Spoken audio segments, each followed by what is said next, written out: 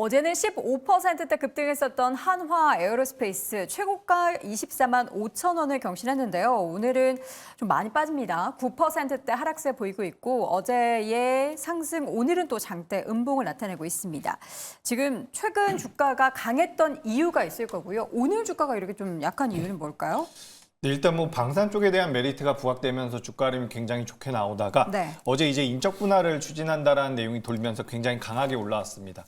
아무래도 기업에서 주력하고 있는 사업부를 존속회사로 남겨두고 그리고 이제 인적 분할한다라는 부분이 시장에서는 좀 긍정적으로 작용을 한 것 같은데 제 생각에는 오늘 제가 이 말씀을 드리려고 준비를 좀 해왔는데 주가가 뭐죠? 좀 많이 밀리긴 하네요. 네. 그러니까 어제 나온 내용을 가지고 하나 에어로스페이스라는 기업의 단기적인 시세가 저는 살짝 꺾일 가능성이 높았다라고 생각을 하고 있습니다. 그러니까 긍정적인 내용이 나오면서 여기서 어느 정도 주가의 피날레를 단기 고점을 좀 찍고서 조정 구간으로 들어갈 가능성이 높다라고 전반적으로 보고 있는 거죠. 그래서 인적 분할 같은 경우는 물적 분할에 비해서 굉장히 긍정적으로 시장에서 보고 있는 부분도 있지만 그것을 감안하더라도 그동안 너무 가파르게 올라왔기 때문에 여기서 어느 정도의 기간 조정, 가격 조정은 좀 들어갈 가능성이 높다라고 보고 있습니다. 그래서 현재 21만 8천 원대에서 거래가 되고 있는데 약 18만 원대까지는 하방으로 밀릴 수도 있다라는 관점을 좀 말씀을 드리고 싶고요. 그 정도로 밀려 내려온다라고 한다면 추후에 뭐 우주나 방산이나 지금 이 한화 에어로스페이스에서 주력하고 있는 쪽에 대한 관심도가 높아진다라고 한다면 다시 한번 시장에선 부각될 가능성이 높다라고 보고 있습니다. 네. 그리고 개인적으로는 인적 분할을 통해서 한화 에어로스페이스 같은 경우는 우리가 장기적으로 봤을 때 메리트가 좀 더 부각될 가능성이 높다라는 말씀 드리고요. 네. 드립니다. 네, 알겠습니다. 네. 인적 분할, 그러니까 우리가 물적 분할하게 되면 이제 과거에 안 좋았던 기업이 떠오르죠. LG화학이 떠오르는데 사실 인적 분할은 괜찮은 거 아닌가 싶은데 주가가 이렇게 올랐다가 빠지는 거는 왜일까요?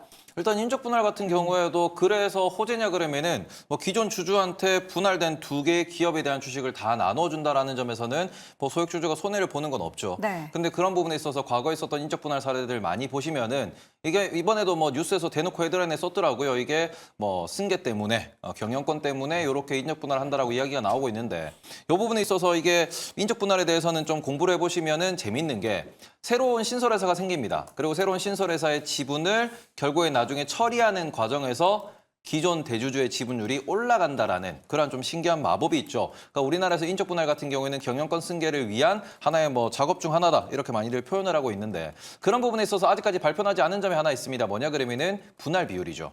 지금 우리가 인적 분할한다 그러면은 A라는 기업이 B와 C로 나누어진다라는 건데 이게 7대 3으로 나누어지는 건지 8대 2로 나누어지는 건지 9대 1로 나누어지는 건지에 따라 가지고 결과적으로는 주가의 방향성이 좀 많이 달라질 수 있기 때문에 어제는 뭐 그런 뉴스가 나오면서 호재에 의한 급등이 나왔다라고 하면은 오히려 오늘은 단기 차익 실현이 나온다라는 점으로 이제 우리가 좀 이해할 수 있기 때문에 요거는 뭐 하루 이틀 수급 공방이라고 보시면 될 것 같고 네. 향후에 우리가 집중해야 되는 거는 분할 비율이 얼마나 될 것이냐 그리고는 그 이후에 분할되고 난 뒤에 지금 보시면은 이제 장남과 삼남이 이 회사를 이제 나눠 갖는다라는 이런 이야기가 나오고 있습니다. 그러면은 장남과 삼남이 어느 식으로 이게 기업 구조를 재편하는지가 핵심이 될 거다라고 보시면 될 것 같고 그전에 이제 기존에 계속 올라왔던 거는 실적이 좋아질 거다라는 기대감을 올라왔기 때문에 그런 부분에서는 사업이 좀 더 집중된다라는 점에서 영업 레버리지 효과도 좀 더 커질 수 있다라는 점. 이제 그런 부분에서는 결국에는 계산기를 잘 두드리셔야 되고 아직까지 그 계산기에 들어갈 함수의 핵심 숫자인 분할 비율이 발표되지 않았다라는 점에 대해서는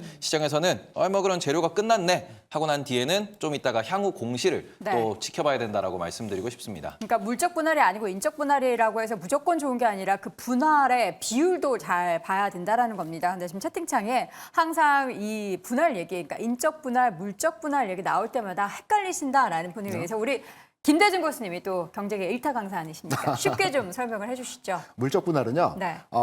그 보유 가치를 대부분 지주회사가 회사가 다 차지하는 거라고 100%. 이해하시면 되고요. 네. 인적 분할은 주주가 나누어서 갖는다라는 개념으로 이해하시면 되는데 네. 기존까지는 저희 우리 주시장에서 대부분 물적 분할을 많이 했었죠. 그럼 주주 측면에서는 굉장히 불리한 측면입니다. 네. 그런데 정부에서 또는 기업 밸류 프로그램이 진행되면서 인적 분할을 추진하고 있습니다. 내가 하나의 회사를 가지고 있으면 그 사업부별로 쪼갭니다. 이번에 그 하나 에어로스페이스 같은 경우는 대략 한 8대 2 정도가 될 것 같습니다. 왜냐하면 방산 부분이 하나 에어로스페이스의 56% 정도를 차지하고 있고요. 그다음 보안 쪽이 한 20%, 그다음 항공 엔진이 한 3% 정도 됩니다. 그래서 대략적으로 비율적으로 따져보면 한 78대 뭐 22, 뭐 이 정도 될 비율인데 네. 그러면 여기서 중요한 거는 뭐냐면 어차피 한 회사를 두 개 회사로 나누어서 주가는 여기에 차별화된 주가 반응이 나타납니다. 그러면 이전에 나타났던 그 기업의 주가 흐름을 판단해서 네. 어느 쪽에 집중할지를 판단하면 되겠죠. 네.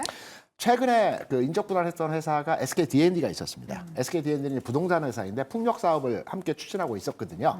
풍력 사업 부분이 대략 한 3% 정도 되는 회사의 그 가치 부분을 차지하고 있었습니다. 그래서 77대 23 비율로 분할을 했습니다. 주가는 여기에 맞춰서 나눠서 두 회사가 자동으로 계좌에 들어왔겠죠. 네. 주가의 이후의 상황을 보게 되면 그 분할된 SK 그 이터닉스 최근 3연속 상한가 보여주면서 오늘까지 또 흐름의 모습에서 긍정적입니다. 5,000원 그 저기 배정가였거든요.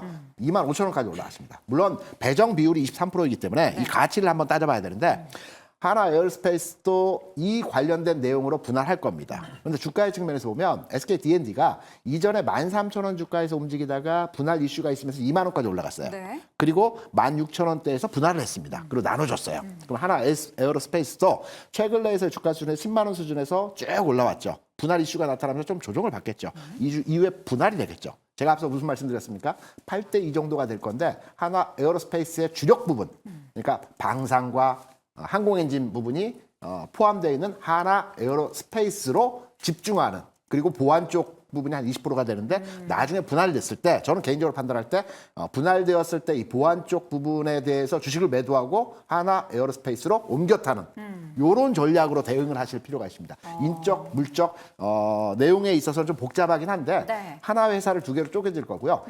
집중할 선택과 집중을 어디에 할 것이냐를 판단하시면 되는 겁니다. 좋은 회사 쪽으로 집중하시면 되는 겁니다. 네.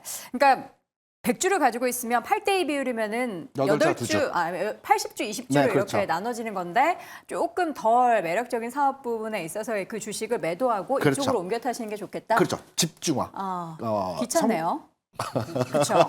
그런데 그냥 가지고 있으면 됐는데 괜히 분할해가지고 이걸 옮겨 타야 되는. 아니죠. SK D&D 그러면 일단 네. 매매 거래 비용도 발생을 하고요. 그렇죠. 근데 SK D&D 형태 이번에 네, 보면 네. 이번 신규 상장된 기업이 5,000원 배정가에서 25,000원까지 올라갔어요. 네. 5배 올라갔습니다. 네. 그리고 SK D&D 원래 그 70% 이상의 지분을 가지고 있던 회사는 16,000원 수준에서 그 가격입니다. 네. 그러면 이쪽으로 옮겨 타는 게 주가 수익 비율 측면에서 그쵸? 굉장히 높겠죠. 높죠. 요 전략이 가능하다라는 거죠. 알겠습니다. 자, 임순재 교수님, 그러면 네. 이제 방산주를 계속해서 들고 가는 게 좋다라는 말씀을 또 김대중 교수님께서 하셨는데, 네, 뭐 방산주 동의하십니까? 관련된들은 여전히 좀 관심 있게 좀 보실 필요는 있지 않을까 싶습니다. 네. 물론 문제는 이제 최근에 단기적으로 올랐다라는 이제 부분이 조금 주가 측면에서 보면 부담으로 작용할 가능성은 있다라고 생각은 되고 있는데, 일단 국내에서 지금 방산 수출의 가장 큰 걸림돌이었던 이제 수출입은행의 증자 관련된 부분이 일단 법적으로는 해결이 됐고요. 뭐 정부에서도 지금 관련돼서 지금 증자를 지금 추진 중에 있다라고 하게 되면,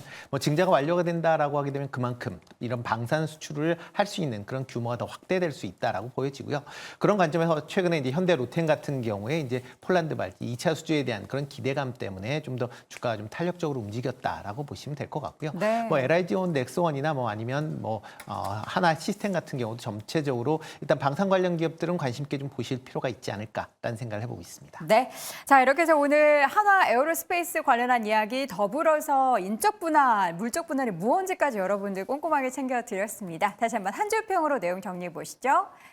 김대중 고수 선택과 집중, 주가의 긍정적인 요인이다. 임순재 고수 항공 방산 분야 집중은 긍정적이다. 이재규 고수 쉬어가는 구간으로 진입. 테이버 고수는 복잡한 인적 분할과 경영권 승계, 분할 비율을 잘 따져봐야 한다라고 의견을 남겼습니다.